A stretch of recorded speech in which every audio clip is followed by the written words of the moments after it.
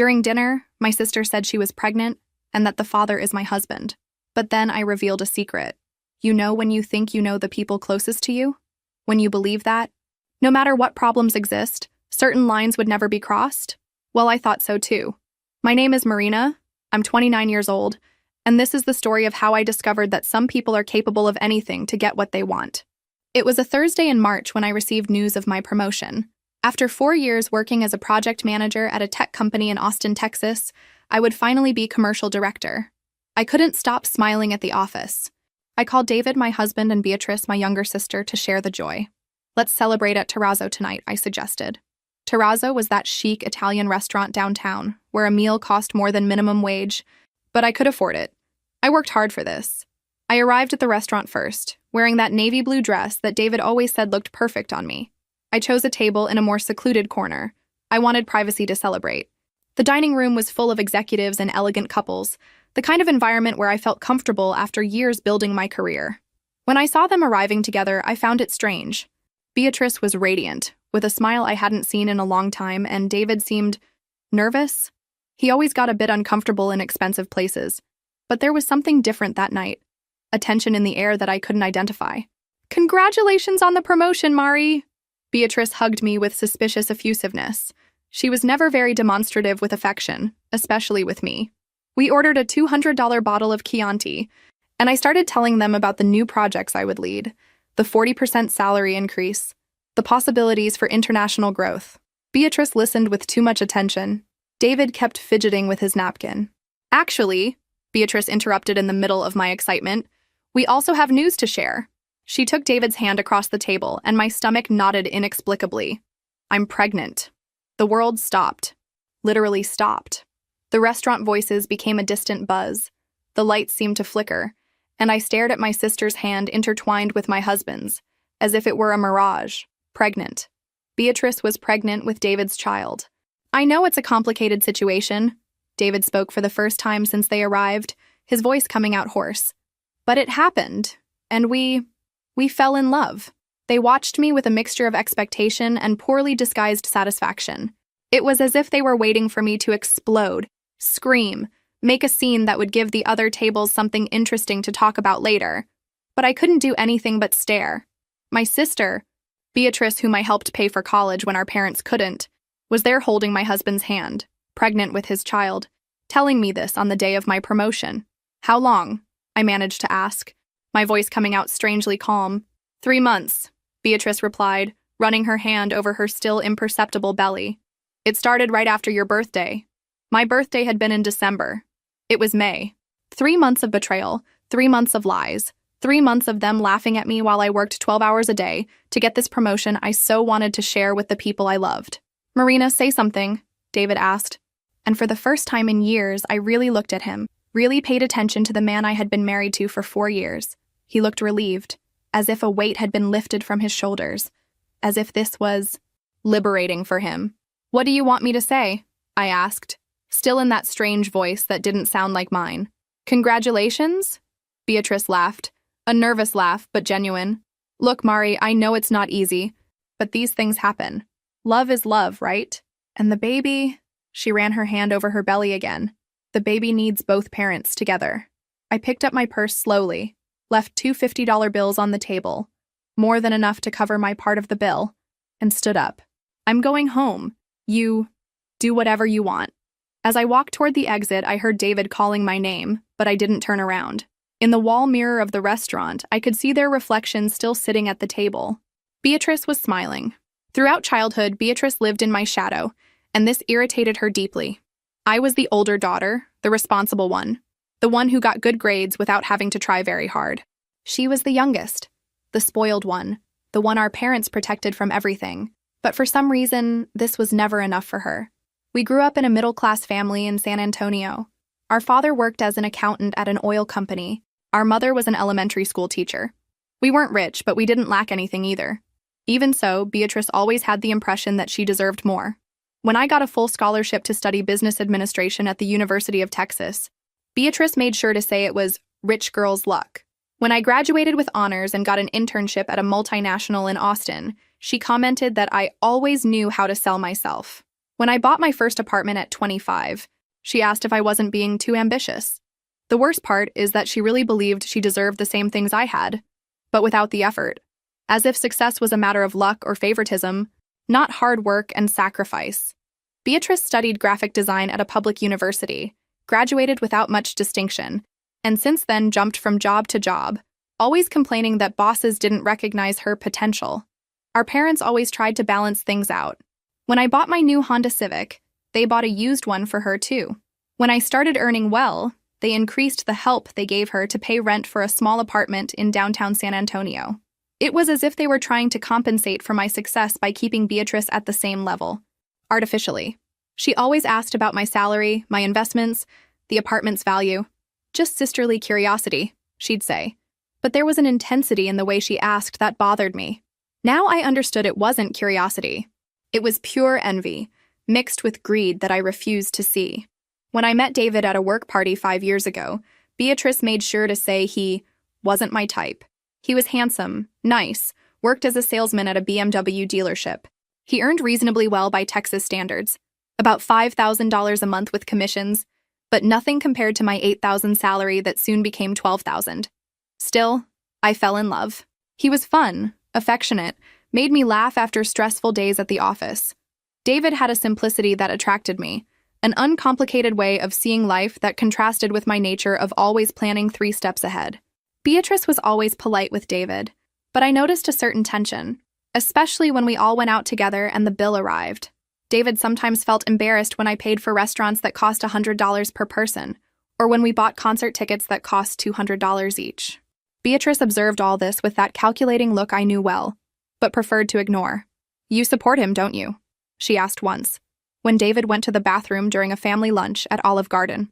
"I don't support him," I replied, irritated. "We split things proportionally to our income." It was true. David paid the bills he could, groceries, gas, some household bills, and I covered the rest. It worked for us. But for Beatrice, that was more proof that I had too much luck. A brilliant career, a beautiful 2-bedroom apartment in Austin, a dedicated husband, investments that grew month by month, as if I hadn't fought for every achievement, as if everything had fallen from the sky. I got home, and the apartment was exactly as I had left it that morning. Made bed, dishes washed, everything in place. It was strange how life could completely fall apart, and things could remain exactly the same. David's toothbrush was still there in the bathroom, his clothes in the closet, that ridiculous Dallas Cowboys mug he'd gotten in a dealership promotion. I sat on the beige leather sofa in the living room, still in my dress and high heels, and stared into the void. My head was strangely quiet, as if my brain had shut down the emotion processing system. I knew I should be crying, screaming, breaking things, but all I felt was a kind of numbness, like when you hit your elbow and can't feel your arm for a few minutes. David didn't come home that night, obviously. At 2 in the morning, I received a message. "I'm at B's house. We'll talk tomorrow." B. He called my sister B, as if they'd been intimate for years, as if I didn't exist, as if our 4 years of marriage were just an inconvenient obstacle that had finally been removed. I spent the night awake, walking through the 120 square meters of the apartment, trying to understand how I had gotten there. How hadn't I noticed the signs? Were there signs? David working later in recent weeks. Beatrice asking about my schedule whenever she called. Both of them arriving together at the restaurant as if it were the most natural thing in the world. Now that I thought about it, Beatrice had appeared a lot in Austin in recent months. "I came to see some clients," she'd say. Beatrice worked as a freelance graphic designer, so it was plausible that she had projects in the city. But Austin was only an hour and a half from San Antonio. Why did she always stay in hotels? Why didn't she ever ask to sleep on my couch like she used to? When the sun rose, I was still on the couch, with my dress wrinkled and makeup smeared. My iPhone showed 17 missed calls from my mother. Beatrice had told her everything, probably in a romanticized version where they were 2 lovers who couldn't resist the cruel fate that made them meet through me. I called the office and said I wouldn't be going to work. Simone, my assistant, noticed something was wrong from the tone of my voice but didn't insist. "Call me if you need anything, Marina. You never miss work. It must be something important." She was one of the few people I could trust completely. I went to take a shower, trying to wash away the sticky feeling from that night. Under the hot water, I finally cried. Not dramatic movie tears, but that tired crying of someone who had just lost 2 important people at once. My sister and my husband, the two I loved most in the world, had betrayed me in the cruelest way possible. When I got out of the shower, I had 3 messages from Beatrice. Mari, we need to talk. It wasn't how we wanted you to find out. Call me, please. I know it's difficult, but we can resolve this like adults. I deleted them all without responding. For the first time in years, I spent the entire day doing absolutely nothing productive. I watched Netflix, ordered Chinese food that cost $40 and arrived cold, ignored the phone that rang every 2 hours. It was as if I needed a whole day to process the fact that my life had completely changed overnight. That evening, David showed up to get some clothes. He still had the keys, still felt entitled to enter the apartment I had bought alone as if nothing had happened. He tried to talk, explain, justify himself while packing a suitcase with his things. It wasn't planned, Mari. It just happened. As if betrayal were a meteorological accident, something beyond human control. B was going through a difficult time, needed someone to talk to. How long have you been together? I asked, watching him fold the polo shirts I had bought for him at Nordstrom. Officially? Since January. 4 months. 4 months of lies, fake kisses, empty I love yous before sleep. While I worked 60 hours a week to get the promotion, dreaming of our future together, he was building a new life with my sister. I'm going to find a lawyer, I warned, sitting on the king-size bed I had bought the year before. David stopped packing his suitcase and looked at me for the first time since he arrived. Mari, it doesn't have to be like this. We can resolve everything among ourselves civilly. Divide things fairly without complications. Civilly. Divide things fairly. As if betrayal were an issue that could be resolved with politeness and goodwill. As if he had any right to what I had built. After he left taking 2 suitcases and promising to come back on the weekend to get the rest, I called Helena, my best friend since college and a family law attorney in Houston. I told her everything, trying to keep my voice steady. Helena listened to me in silence and when I finished, sighed deeply. Marina, I'm so sorry. I know how much you loved him and trusted your sister. She paused. About the divorce, I need you to bring all the marriage documents, bank statements, deeds, proof of income, investments, everything. I'll put together the best case possible for you. Helena, I don't care about the money. I just want this to end quickly. Don't say that, Marina. You fought hard to build what you have. You're not going to hand it over to someone who betrayed you. Do you have any idea how much your assets are worth today? I didn't have an exact idea, but I knew it was substantial. The apartment was worth at least $400,000. I had about $100,000 in investments, a stake in a startup worth at least $50,000, plus the new salary of $16,000 monthly. I scheduled the meeting for the following week and hung up. That's when I remembered. I needed to organize all the important documents. It wasn't something I did regularly. Who thinks about divorce when they're happy in marriage?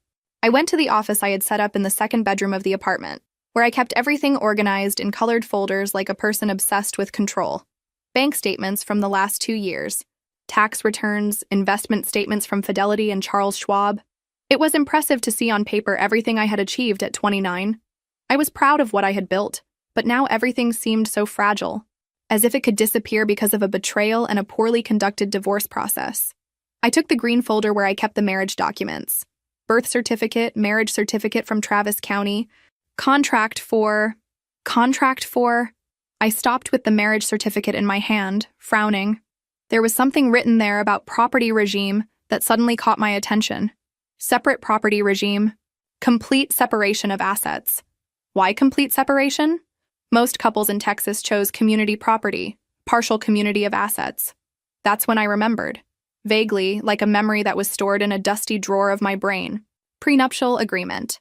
I had insisted on making a prenuptial agreement 4 years ago. I ran to the small safe I had installed in the bedroom closet. It had been so long since I'd opened it that I almost forgot the combination. My birthday inverted. Inside, between the apartment deed and my passport, there it was. A sealed envelope with the seals of the Travis County Clerk's office. Prenuptial agreement. Marina Santos Silva and David Oliveira Ferreira. My hands trembled as I opened the envelope. I vaguely remembered insisting on this at the time, but the details were hazy. It had been 4 years ago. I was so in love and happy that the legal aspects of marriage seemed just a necessary formality to officialize our love. But now, alone in the bedroom at 2 a.m, holding those pages printed on letterhead from the law firm, I felt something I hadn't experienced in days. A hint of hope. Maybe, just maybe, I wouldn't lose everything I had built. Maybe there was something in those papers that could protect me from my sister's greed and my husband's irresponsibility. I took a deep breath, turned on the bedside lamp, and began reading every word with the attention of someone deciphering their own future.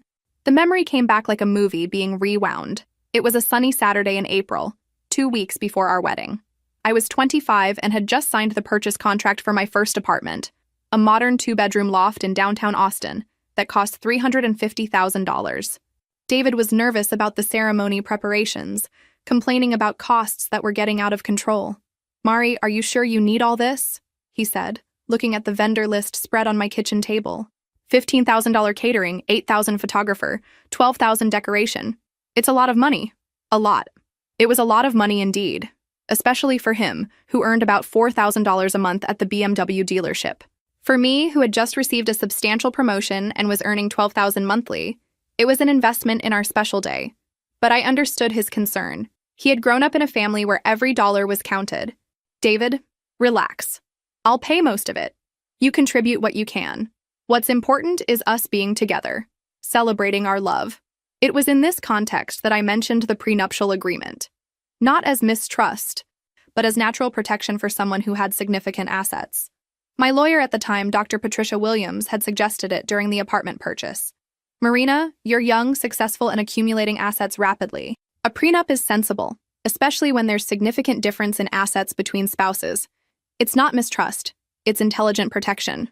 When I talked to David about this on a Tuesday night, he laughed. Literally laughed, almost spitting out the Shinerbach beer he was drinking. "Prenuptial? Isn't that rich people nonsense? We love each other, Mari. Love doesn't need papers to prove anything. These things are for couples who enter marriage already thinking about divorce. It's not about love, David. It's legal protection. For both of us. If something goes wrong, nothing will go wrong," he interrupted me, pulling my hand. "We're going to be happy forever. You're being paranoid, baby." He made a face like he didn't understand the necessity, but eventually agreed when I explained it was something that would make me more comfortable. "If it's important to you, fine. But honestly, I think you're complicating something that should be simple." We went to Dr. Williams's office on a Thursday morning. I remember David was hungover because he had gone out with his dealership colleagues the night before for the last bachelor's outing. He arrived 15 minutes late, somewhat sleepy, complaining that he had lost an important sale because of the appointment. "Sorry, Mari. Had to come straight from work. Johnson wanted to close a deal today, but I said I had an important appointment with you." Dr.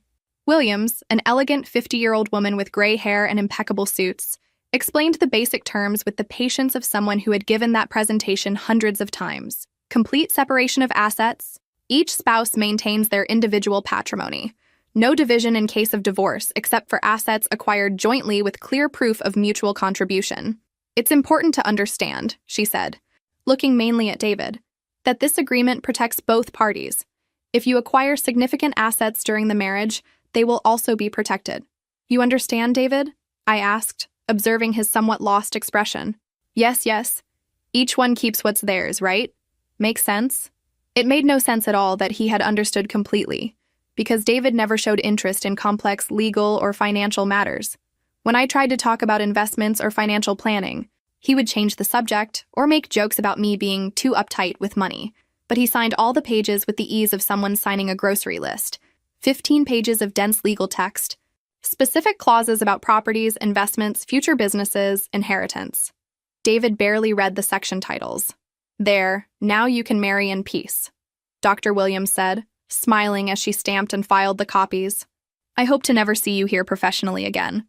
On the way back, driving my Honda Civic through Austin streets, David commented, "I still think this contract thing is kind of weird, but if it makes you calmer, what's important is that in 2 weeks we'll be married, husband and wife forever." He really didn't understand what he had signed. For David, that was just another necessary bureaucracy to officialize our love, like getting the marriage license or choosing the rings. He didn't comprehend that he was giving up any right to my present and future patrimony.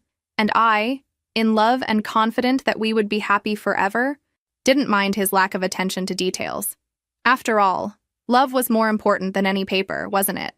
We were going to build a life together, share everything, be a modern and partnered couple. The contract was just a formality that would never be necessary. How wrong I was. Now, 4 years later, Alone in the bedroom at 3 in the morning with the contract in my hands, I finally understood the value of that rich people nonsense. I read each page with redoubled attention, as if I were deciphering a secret code that could save my life. The legal words that at the time seemed just formality, now shone on the page like precious diamonds. Complete separation of property. Each spouse shall maintain individual ownership of all property owned prior to marriage and all property acquired during the marriage. Each spouse. Property acquired during marriage. The apartment I bought before getting married. The investments I made monthly, the stock applications, the stake in the tech startup I bought 2 years ago. All of this was exclusively mine. In the event of dissolution of marriage, there shall be no division of property, with each party retaining the entirety of their individual assets. Dissolution of marriage. There shall be no division of property. David had no right to anything, absolutely nothing of what I had built. I continued reading, looking for some clause that could complicate things, some loophole he could use to claim part of my patrimony, but there wasn't any. The contract was crystal clear, comprehensive, and bulletproof. Dr. Williams had done impeccable work. Spousal support waiver. Both parties hereby waive any right to spousal support, alimony, or maintenance from the other party. Alimony. David had no right even to alimony, and considering he earned much less than me, theoretically, he would be the one who could ask for financial support. For the first time in 3 days, I smiled. A small smile, but genuine. David had signed his own financial sentence 4 years ago, without even realizing it. And Beatrice... Oh, Beatrice... She had probably seduced my husband thinking he would be her gateway to a financially comfortable life. What delicious irony. I continued reading the specific clauses. Debt separation, each one responsible for their own. Future businesses. Corporate participation remained individual. Intellectual property. Royalties and patents were not shared. Inheritance. Assets received from family remained with the original recipient. It was complete armor. David had no right to a cent of what I had built. And more importantly, I had no responsibility for his debts. I remembered he had financed a Ford F-150 pickup the year before, plus had a high-limit credit card that he used frequently. I took my laptop and started making a mental list of my current patrimony. Apartment valued at least $400,000. Investments in stocks and funds totaling about $100,000. Stake in the startup I founded with 2 college colleagues worth at least $50,000 in the last contribution. Checking and savings account with $40,000. Paid-off car valued at $20,000, more than $600,000 in net worth at 29. And David had no right to any of it. Even better, my new salary as commercial director would be $16,000 monthly, plus performance-based bonuses that could reach $20,000 per month in the best quarters, while David would continue earning his $4,000 or $5,000 monthly selling cars. For the first time in days, I smiled. A small smile, but genuine. David had signed his own financial sentence 4 years ago without even realizing it. And Beatrice? Oh, Beatrice. She had probably seduced my husband thinking he would be her gateway to a financially comfortable life. What delicious irony. I remembered the conversation we had last Christmas, when she complained about the injustice of me having everything. Marie, do you realize how frustrating it is? Beautiful apartment, new car, trips, while I kill myself working and barely pay rent. Now I understood it wasn't frustration, it was planning. Beatrice had seen in David an opportunity to finally get what she deserved without working for it. She didn't love him. She loved what she thought he could give her access to. I stored the contract back in the safe, but first took photos of all pages with my iPhone. I sent the images to Helena by email with the subject, "Gift from God." She responded in 15 minutes, even though it was almost 4 in the morning. "Marina, this changes everything. Call me tomorrow." For the first time since that horrible dinner at Terrazzo, I managed to sleep a few hours. And for the first time in years, I dreamed about my future. A future where I was completely free to be whoever I wanted to be, without anyone trying to steal what I had built. I woke up the next morning with a mental clarity I hadn't felt in days. While having coffee in my modern kitchen, looking out the 10th floor window at the Austin skyline, I began connecting dots that before seemed like innocent coincidences. Beatrice had always shown suspicious interest in my financial life. It wasn't just fraternal curiosity. There was a calculating intensity in her questions that now made complete sense. "How much do you pay in rent for this apartment?" she had asked during a visit last year. When I explained it was financed, not rented, her eyes lit up. "Wow, it must be worth a fortune." She asked about my salary with uncommon frequency. "Mari, how much are you earning now?" Just to situate myself in the market, she'd say, as if she were comparing with her own opportunities as a freelancer. When I mentioned I was investing in stocks, she wanted to know specific amounts. I'm thinking about starting to invest too. I need a reference. I remembered a specific conversation during last year's Christmas. We were at our parents' house in San Antonio, and Beatrice had had a few too many glasses of wine. Mari, do you realize how frustrating it is to see you having everything? Beautiful apartment, new car, trips, expensive clothes, while I kill myself working and can barely pay rent. Beatrice, you can have all this too. It's a matter of working hard and making smart choices, I replied, trying to be encouraging. Oh, sure, everyone has the same opportunities, right? You were always the perfect daughter, the smart one, the one who gets everything easy. I have to kill myself to get crumbs. At the time, I thought it was just the wine talking. Now I realized it was envy and resentment accumulated over years. Beatrice genuinely believed she deserved what I had, but without the corresponding effort. And David, poor David. He was never an ambitious person financially. He was satisfied with his dealership salary, with his simple life of weekend beer and football on television. But I noticed how he sometimes looked at the things I bought with a mixture of admiration and discomfort. $400 for a purse, Mari? That's almost my rent, he commented when I bought a coach at Nordstrom. It wasn't criticism. It was more like he was trying to process a financial world completely different from his. Beatrice had probably planted seeds in his head. Imagine when you two get divorced, David. Half of all this will be yours. She didn't know about the prenuptial agreement because I never told anyone in the family. It was a private matter between me and my husband. Now I understood the conversation I overheard by chance a few months ago. David was on the phone on the balcony and I thought it was work. But now I remembered hearing, I don't know if it's the right time. She suspects something. I need to be sure. At the time, I thought he was talking about some complicated sale. Now I realized he was probably talking to Beatrice about how and when to reveal their relationship. The most painful part was realizing they had planned that moment at the restaurant. The choice of terrazzo, on the day of my promotion, the way they arrived together, the poorly disguised satisfaction on their faces. It wasn't an impulse or a desperate confession. It was theater. They wanted to humiliate me publicly, catch me off guard, see me fall apart, and they probably expected me to react with desperation, begging David to come back, offering anything to save my marriage. Too bad they didn't know about the prenuptial agreement. I spent the weekend organizing my strategy. I called Helena early Monday morning, before even going to work. Marina girl, this contract is a work of legal art. David has no right to absolutely anything. We can process the divorce in 60 days if he doesn't contest. And if he contests? Based on what? He signed the prenup. Everything is registered. There are no vices of consent. Unless he proves coercion or fraud, which is impossible, he's screwed. Screwed. David was screwed and didn't even know it yet. Helena, I want to do something. I'm going to call them and propose a civilized conversation about the divorce. I want to see their faces when they discover the truth. Marina, are you sure? It might be simpler to just file and be done with it. I'm sure. They humiliated me in public. I want to return the favor. 3 weeks passed since that night at Terrazzo. 3 weeks in which David came to get the rest of his things from the apartment, always accompanied by Beatrice, as if he needed protection or moral support. 3 weeks in which my mother called daily trying to mediate the situation, as if betrayal were a misunderstanding that could be resolved with a frank conversation. Marina, dear, I know you're hurt, but these things happen.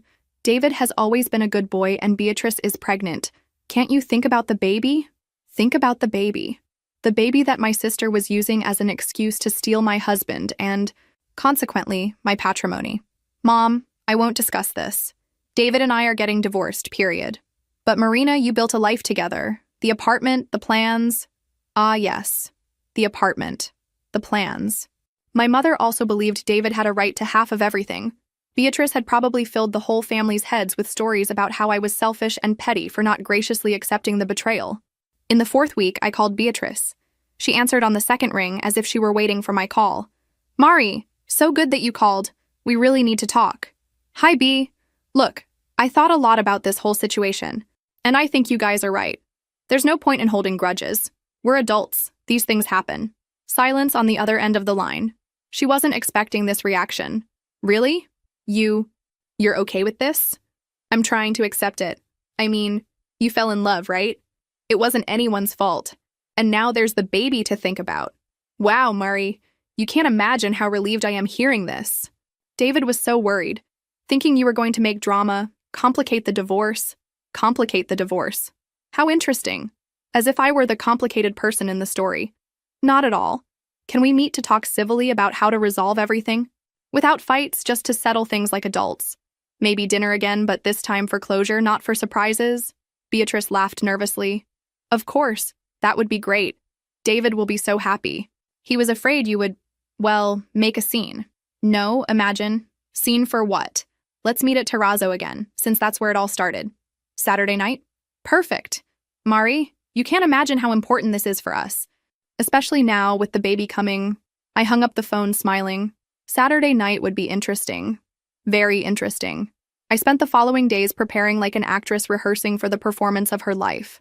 I chose the outfit, an elegant black dress that conveyed seriousness and control. I practiced in the mirror the calm and resigned expression I wanted to maintain throughout the entire conversation. Helena thought the idea was risky. Marina, are you sure you want to do this? It might be more efficient to simply notify them through a lawyer. Helena, they humiliated me in public. They planned everything to see me fall apart in front of a restaurant full of people. They deserve the same treatment. And if they suspect something, they won't suspect. They're too busy planning how to spend my inheritance. I arrived at Terrazzo on Saturday punctually at 8 at night. I asked for the same table as last time. The maitre d' recognized me and made a comment about hoping tonight would be a happier night. If he only knew. David and Beatrice arrived together again, but this time the atmosphere was completely different. They were relaxed, smiling, holding hands like a couple in love who could finally show themselves in public. Beatrice wore a dress that highlighted her still small but noticeable belly. Mari! Beatrice hugged me with genuine effusiveness. You look beautiful. Is that dress new? Thank you. You both look well too. How's the pregnancy? Great. We're already thinking about names. David wants Michael if it's a boy. I prefer Gabriel. David pulled out the chair for Beatrice to sit, a chivalrous gesture he rarely made for me. Marina, thank you for agreeing to talk like this. Peacefully, I was afraid that I would make drama? Imagine, David. We're all adults here. We ordered the same bottle of Chianti as last time. The irony wasn't lost on any of us, but this time the atmosphere was one of disguised celebration.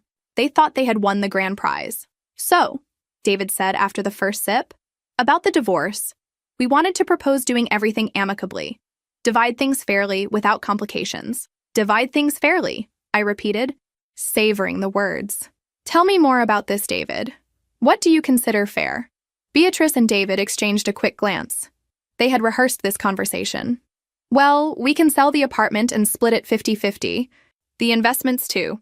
And now with your new promotion, alimony will help a lot until I can stabilize with B and the baby. Alimony. He really believed I would pay alimony to him while he raised a child with my sister. I slowly picked up my purse as if I were looking for something specific. David and Beatrice watched me expectantly, probably thinking I was going to take out some divorce documents for us to sign right there, in a friendly reconciliation that would benefit them immensely. Instead, I placed the courthouse envelope with the prenuptial agreement on the table. The paper yellowed by time made a dry sound when it hit the wood. Before we talk about division, I need to clarify something important that you seem to have forgotten. David frowned, looking at the envelope. What is that? Our prenuptial agreement, David. Remember? The one you signed 4 years ago, saying it was rich people nonsense? The color instantly drained from his face. Beatrice looked confused between the two of us. What agreement? You made a prenuptial agreement? We did. And David signed it without even reading it properly. I took the pages out of the envelope and placed them on the table, open so both could see. Complete separation of assets. Do you remember what that means? David picked up the pages with trembling hands. His eyes ran over the lines, trying to process words he clearly didn't understand completely 4 years ago. Calm down, Mari, Beatrice said, her voice losing its previous confidence. Even with an agreement, you were married. There's partial community property, division of assets acquired during marriage. Not when there's complete separation of assets, Beatrice. I pointed to the specific clause. It's here. Each spouse shall maintain individual ownership of all property owned prior to marriage and all property acquired during the marriage. Everything acquired during marriage also stays with whoever acquired it. But this can't be legal, David protested, his voice rising an octave. The apartment, the investments. I lived there. I contributed to expenses. You contributed $300 a month for groceries and gas, David. I paid the $1,800 for financing, the $200 for condo fees, internet, electricity, phone, insurance. Your $300 doesn't give you property rights over a $400,000 apartment. Beatrice frantically flipped through the pages, as if looking for some loophole, some salvation. But alimony? He has a right to alimony. I smiled for the first time that night. Page 5, Section 3. Spousal support waiver.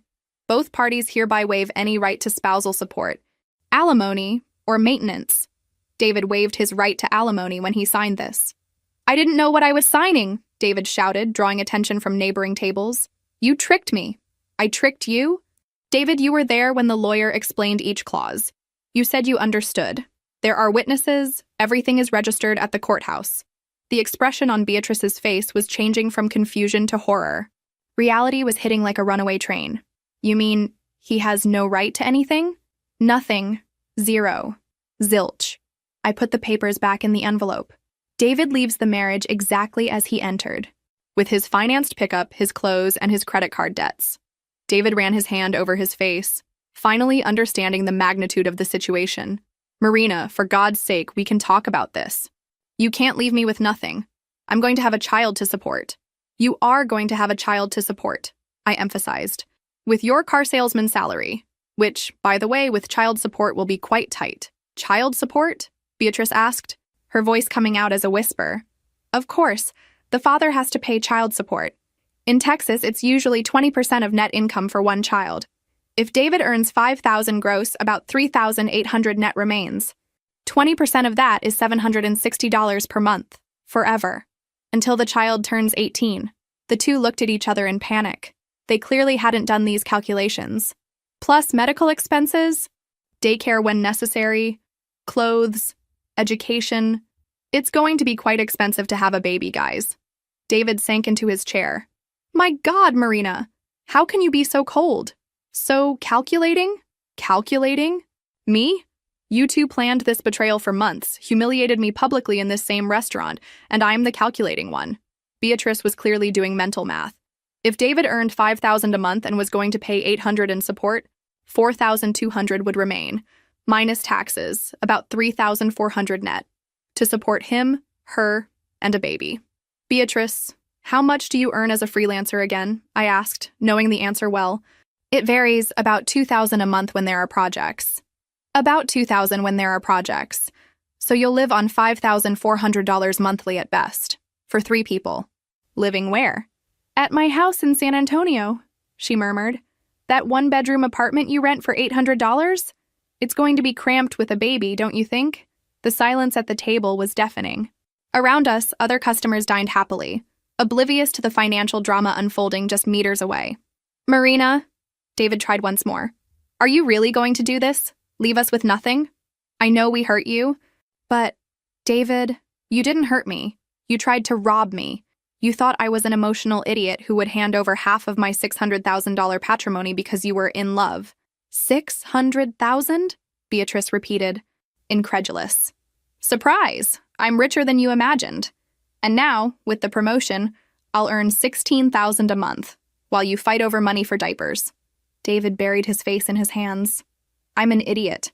A complete idiot. Finally, something we agree on. Beatrice tried one last card. Mari, you're my sister. We've always been family.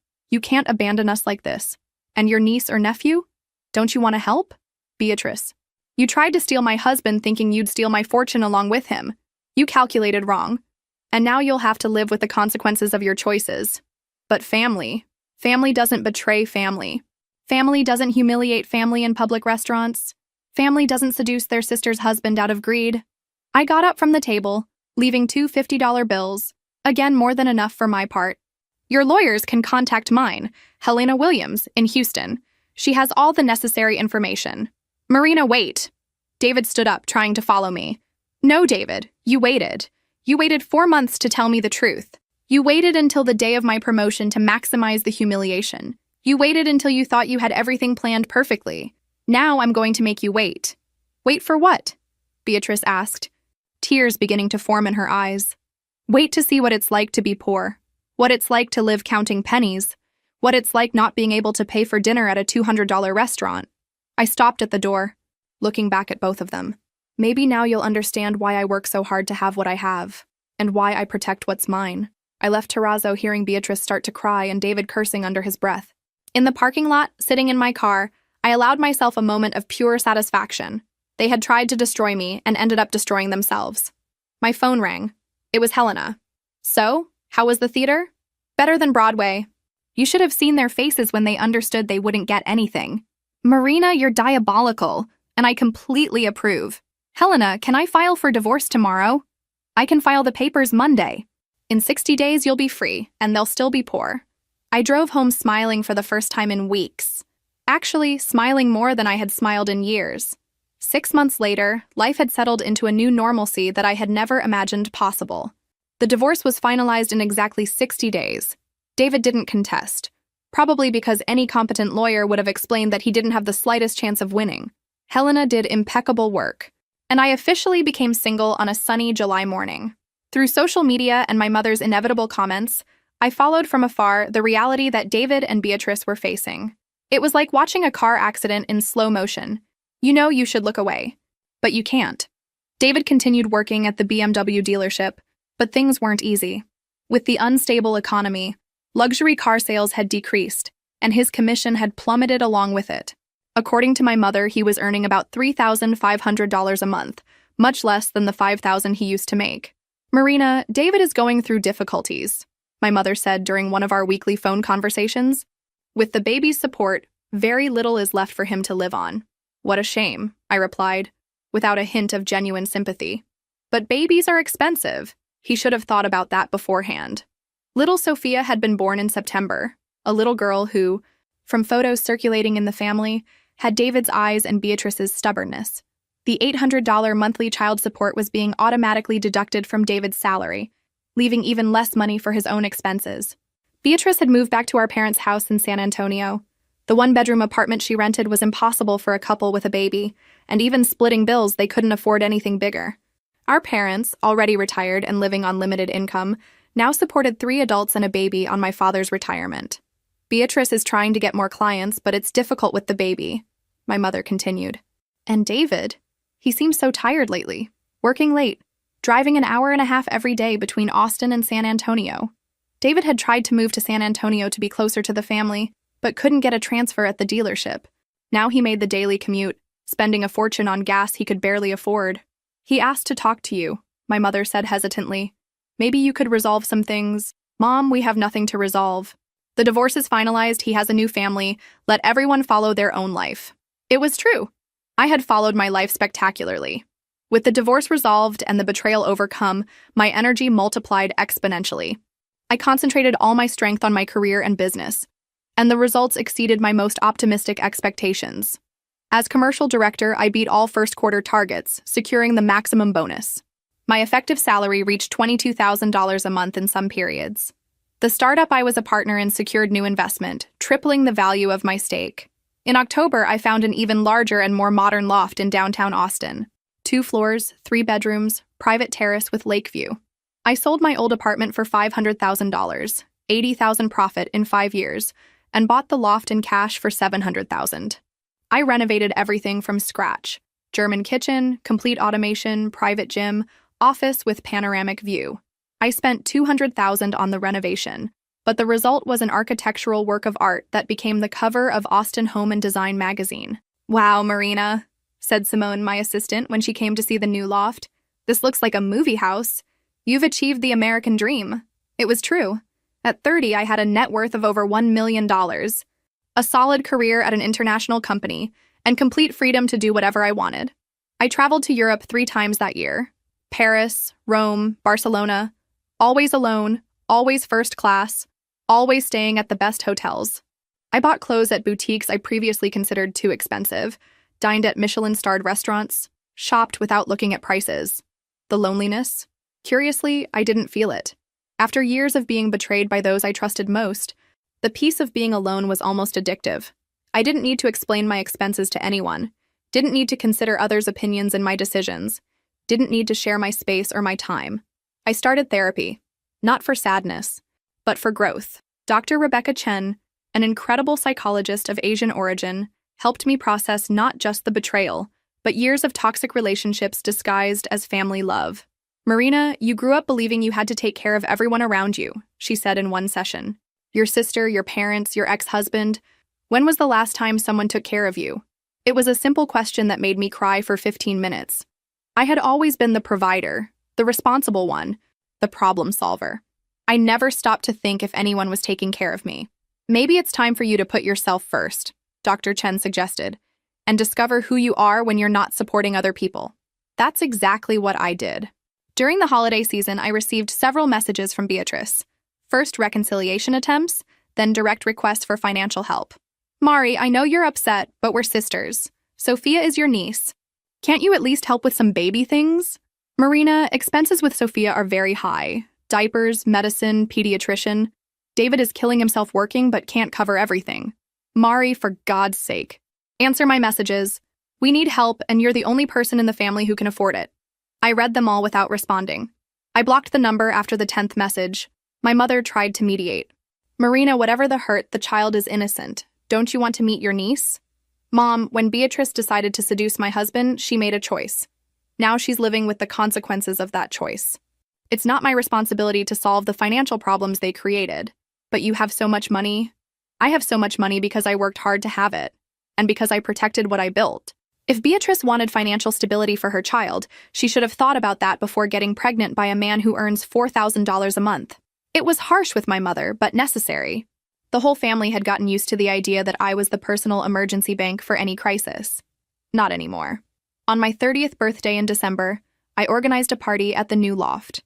I invited work colleagues, college friends, some people I met traveling, 50 elegant people, French champagne, professional catering, live musician. Looking out my terrace window at the Austin lights, with a glass of Dom Perignon in my hand, and surrounded by people who genuinely enjoyed my company, I felt deep gratitude. Gratitude that David had betrayed me. Without the betrayal, I would never have discovered my own strength, never would have learned to set boundaries, never would have realized I could be completely happy alone. Gratitude for the prenuptial agreement that my younger self had the wisdom to make. Those papers saved me from years of legal battle and allowed me to start over immediately. Gratitude even for Beatrice. Without her envy and greed, I never would have learned that not all family deserves unconditional loyalty. Some people are toxic regardless of blood ties. The week after my birthday, I received one last contact attempt. Not from Beatrice or David, but from my father. "Marina, your mother didn't want me to call, but I need to talk to you. Things are very difficult here at home. David lost his job at the dealership last week. Year-end cuts." My father rarely interfered in family conflicts. When he called, it was because the situation was really critical. "And what do you want me to do, Dad?" "I don't know, daughter. I don't know what to do anymore. There are 4 people here at home, a small child, and now, without David's income. Your mother is talking about going back to work, but she's 70 years old." I felt a pang of guilt. Genuine, for the first time in months. My parents weren't to blame for the situation. They were just trying to help a daughter in difficulties as parents do. "Dad, I can help you, but I won't give money to David or Beatrice directly. If you need something specific, electric bill, groceries, pediatrician for Sophia, send me the bills and I'll pay them directly. Marina, that's my offer. I'll help you, who are innocent in this story. But I won't finance the bad choices David and Beatrice made." My father accepted, relieved. In the following months, I received some bills by email. $200 electric bill, $300 groceries, $150 pediatric consultation. Trivial amounts for me, but they made a difference for them. I never had direct contact with David or Beatrice again. According to my father, David got a job at a smaller dealership, earning half what he used to earn. Beatrice continued doing sporadic freelance work, but with a small child, it was impossible to work full-time. They had moved to a trailer park in San Antonio. $500 monthly rent for a tiny space, but it was what they could afford. Sophia's support continued being automatically deducted, leaving even less money for them. "They fight a lot about money," my father told me in a conversation. David blames Beatrice for insisting on the divorce.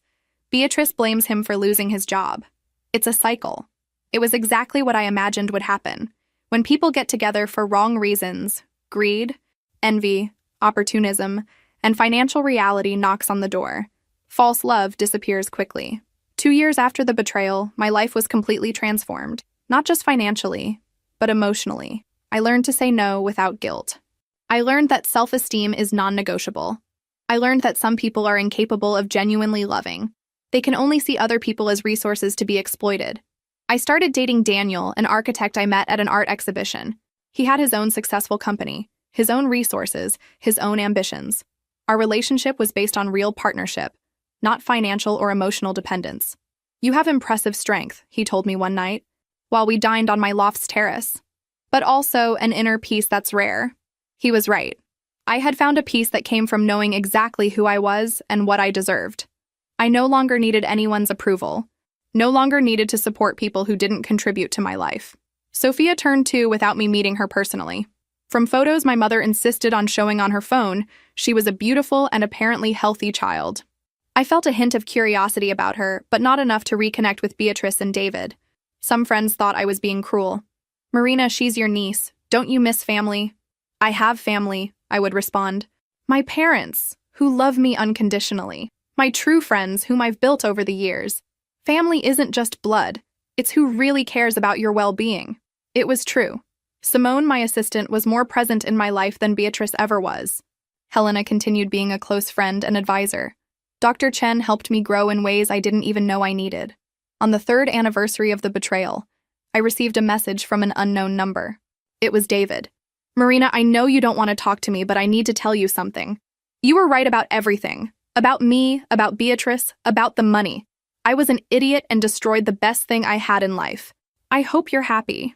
Reading that message didn't bring me satisfaction or anger, just a kind of peaceful closure. David had finally understood what he lost, but it was too late. I had moved on completely. I deleted the message without responding. Today, at 32, I look back and see how that horrible night at Terrazzo was actually the best gift life could have given me. It forced me to discover who I really was when I wasn't being exploited or underestimated. I'm now executive director of the company, with a salary of $300,000 annually. My net worth has exceeded $2 million. I travel the world regularly, both for work and pleasure. I have a healthy relationship with someone who values me and contributes equally to our partnership. More importantly, I learned that people who really love you don't try to steal your peace, your money, or your dignity. They celebrate your successes, respect your boundaries, and build together with you. David continues living in the trailer park, working jobs that pay little, fighting with Beatrice about money they don't have. Beatrice continues sending occasional messages asking for help, which I continue ignoring. Sophia is growing up in a family that struggles financially because of her parents' selfish choices. Sometimes I wonder if I should feel guilty for having so much while they have so little. But then I remember, they tried to rob me. They planned my humiliation. They calculated my emotional and financial destruction. The fact that they calculated wrong isn't my fault. I built everything I have with honest work, intelligent decisions, and adequate protection of my assets. They tried to take a shortcut through betrayal, and discovered that shortcuts often lead to dead ends. I learned that self-esteem and dignity are non-negotiable, that not all family deserves loyalty, that underestimated people can surprise in devastating ways, and that sometimes the best revenge is simply living well, while those who tried to harm you reap the consequences of their own choices. My story isn't about revenge, it's about justice. It's about discovering that it's worth protecting what you build, and that not everyone deserves access to your life. And it's about learning that when you stop supporting people who only exploit you, much more energy remains to build something truly extraordinary.